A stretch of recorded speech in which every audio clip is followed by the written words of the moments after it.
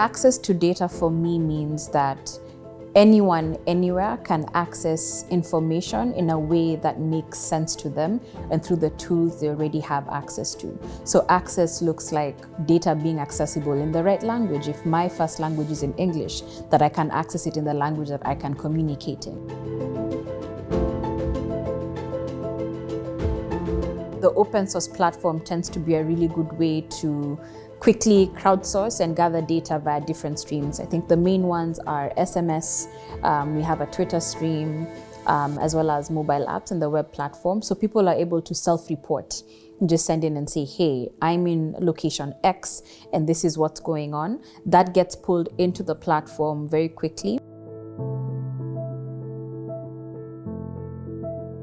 It gives us an opportunity to get a deeper understanding of different issues from very different perspectives.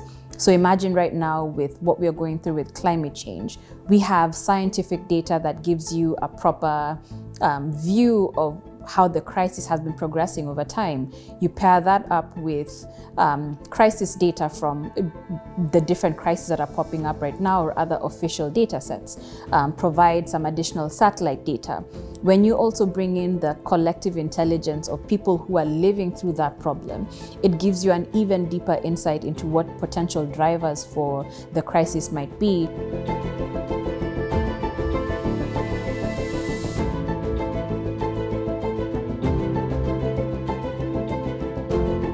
We need data equity because the change that we're all seeking in the world can only come from knowledge that is based on inclusive and truthful data. Data equity ensures that everyone is adequately represented and that the solutions we develop do not unintentionally create or exacerbate existing inequalities.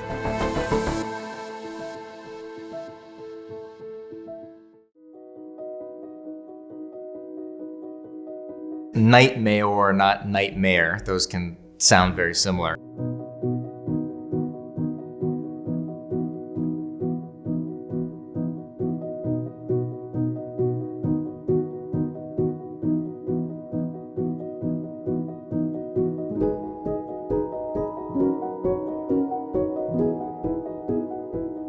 There's been a trend since the 2010s, really, of cities adopting either night czars, night mayors, nightlife directors. And really what that was about was a huge portion of a city's economy happens after 6 p.m., happens after government is closed. And there was a need to elevate that portion of the economy from being seen traditionally as a liability to an asset.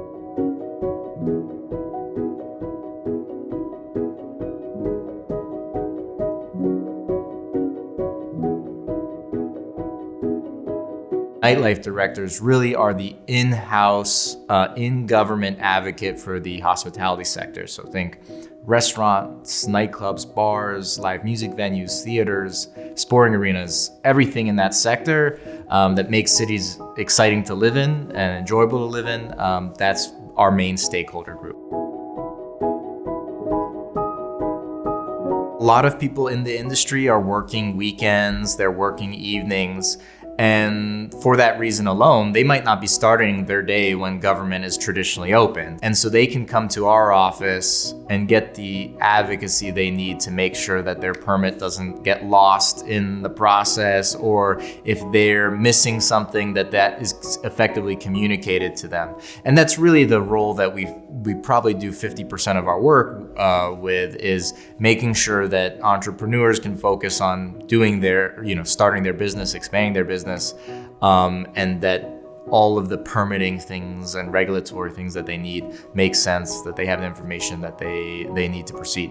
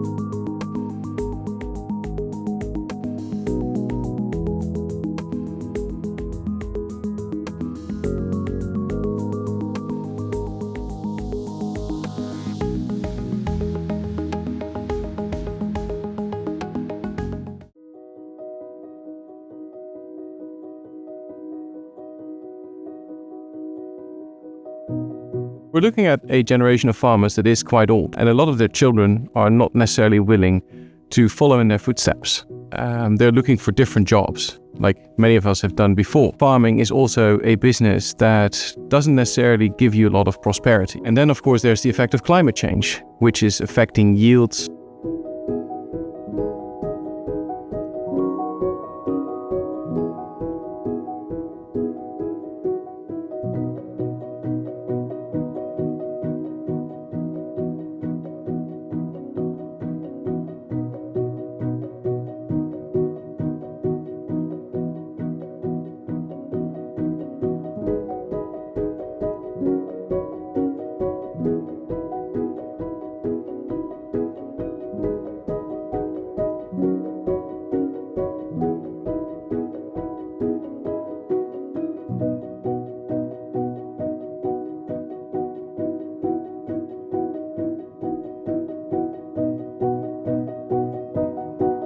Often now it's short-term contracts, it's really, at the lowest price points that we interact. How can we build long-term partnerships with these farmers so that they are actually enabled to invest in their farm, take really all the sustainability requirements that are needed into account, and make them prosper? How can we group them such that they collectively actually have larger volumes in the market and therefore also have better negotiations positions. They can attract different markets and also different investors to grow their business. If you look at, for example, Ghana, the loans that are available in the market to small, medium-sized enterprises sometimes go against a rate of 30%. Now that is no way viable to the SME, right? If you have to pay 30% interest, you can't make that kind of profit to repay the loan. So we're also looking really into blended finance instruments, which basically means that you blend commercial capital with, for example, philanthropic capital or from donor governments, so that actually the interest rate can be brought down.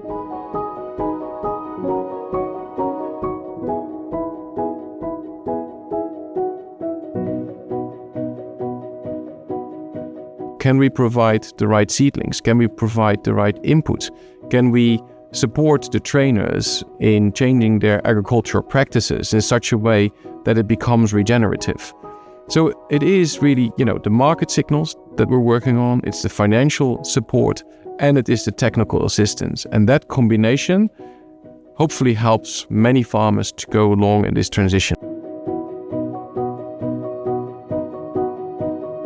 It's also about the scope 3 of companies, because that is where the big climate impact of companies sits. So it's not their own activities, but it is really what is happening in the value chain that supplies to them. And at the moment, everybody knows that that is where the biggest climate impact is and where most action needs to happen. But especially in the tropics and in the farming system in the tropics, only few are starting to invest on those farms. So our proposition is that we need to change that and that we need collaborative action.